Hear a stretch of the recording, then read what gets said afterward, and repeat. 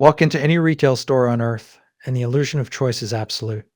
Thousands of competing brands fighting for your wallet. But beneath this hyper competitive surface lies a chilling macroeconomic paradox. Virtually every physical product you buy relies on a single, hyper consolidated system, one controlled by an invisible cartel. In 1996, global ocean shipping was wildly fragmented. The top five carriers held just 19.5% of container capacity. Major alliances controlled 0%, and the top 20 combined represented only 48% of the market. Today, that competitive landscape has metastasized. The top five now command 64.6% of global capacity. The top 20 controlled 91.2%, and just three carrier alliances dictate 80% of all ocean freight.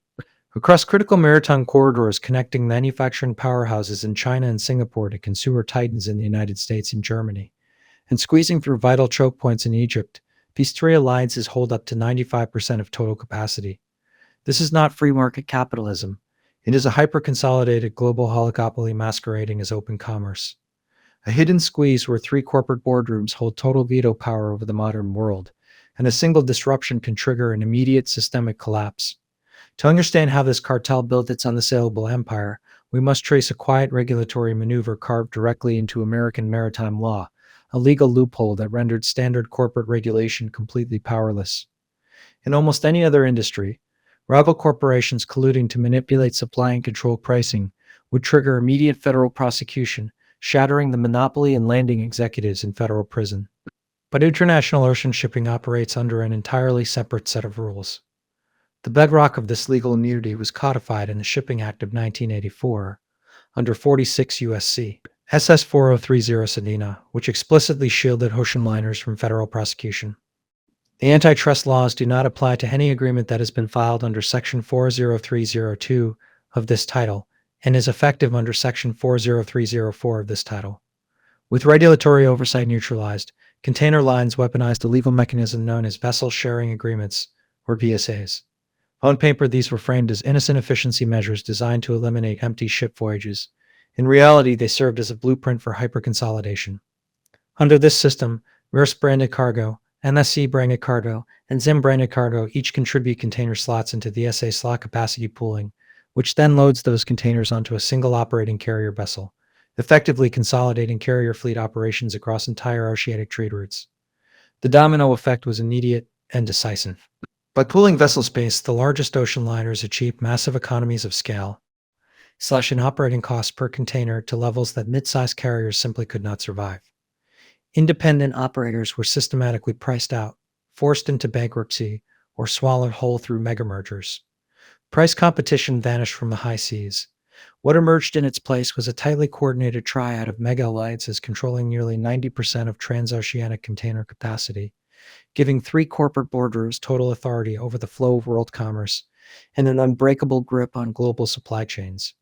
With absolute market dominance secured, these corporate alliances unlocked an unprecedented lever of financial control, a practice known quietly within the industry as blank sailings. Instead of competing for market share through lower prices, shipping lines began systematically canceling scheduled voyages across major ocean corridors.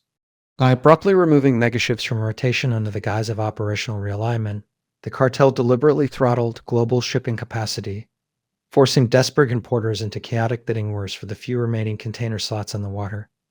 The economic result was immediate and devastatingly effective. As available cargo space evaporated overnight, ocean freight rates exploded. Between January 2019 and December 2022, the FBX global average spot price surged from roughly $1,340 per container to over $2,130, after reaching historic peaks during the absolute height of the bottleneck. This deliberate chokehold converted routine ocean transport into the single greatest engine of global retail inflation. Every artificially delayed vessel and every skyrocketed freight fee trickled down directly into everyday price tags, from consumer electronics to basic food supplies, creating an inescapable economic tax levy on virtually every household on Earth. And while the rest of the world fractured under supply chain paralysis, the ocean carriers captured a fortune unprecedented in modern corporate history. Across 2021 and 2022, the container shipping industry extracted a staggering $364 billion in total net profit, anchored by an extraordinary $215.3 billion in 2022 alone. A 2-year financial surge that eclipsed the cumulative net profits generated by the entire industry across more than 60 years of prior history. It was not a breakdown of global commerce, it was a masterclass in engineered scarcity. But cornering the oceans was merely phase one. Flush with unprecedented capital, these shipping mega alliances executed a quiet, calculated pivot from the open sea onto dry land, purchasing port terminals, inland rail corridors, and freight logistics firms to establish total end-to-end dominance over physical trade networks. This was no longer just corporate vertical integration. It had evolved into a high-stakes geopolitical asset grab. State-backed operators leveraged these very allied structures to secure critical infrastructure across sovereign territory. Most notably, China's state-owned titan, COSCO, utilized the shield of shared vessel networks to systematically embed itself into the arterial pathways of Western commerce. By controlling both the ships and the docks, Beijing engineered an unbroken line of strategic leverage, tracing a continuous corridor of control from the manufacturing origin of Shanghai, China, through the vital choke points of the Malacca Strait and Suez Canal, into its flagship Mediterranean hub at the port of Piraeus, and straight into the economic core of Europe at Hamburg, Germany. The result is a self-reinforcing domino effect. By weaponizing landside logistics, these alliances no longer just carry goods. They control access to the market itself. By honing the cranes, the railways, and the digital routing systems, a tiny cluster of corporate and state actors now dictates which ports thrive, which nations face supply shortages, and which supply chains get prioritized.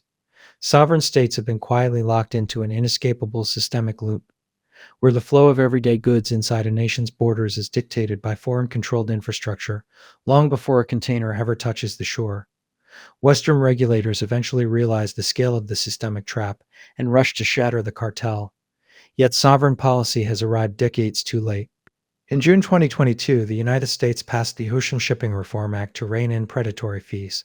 By April 2024, the European Union let its consortium block exemption regulation expire, stripping carriers of their historic antitrust immunity, only for these megalines to simply restructure their dominance by February 2025 with the launch of the Gemini Cooperation. Passing laws cannot undo trillions of dollars in physical infrastructure. Stripping away legal privileges does nothing to alter who actually owns the core nodes of global distribution. By expanding inland, buying up container terminals, rail corridors, and regional logistics hubs, ocean alliances have built a vertically integrated fortress that renders conventional antitrust enforcement practically obsolete. When three massive cartels control over 80% of global container capacity, and those same conglomerates own the port, the crane, the rail car, and the routing algorithm, state control over domestic supply chains becomes little more than an illusion. Governments can pass mandates, but cartels dictate the flow of trade. The broken lock of international regulation cannot dismantle a physical monopoly, leaving the global economy permanently bound to an unseen infrastructure where every price tag on Earth is ultimately written by entities answerable to no single nation.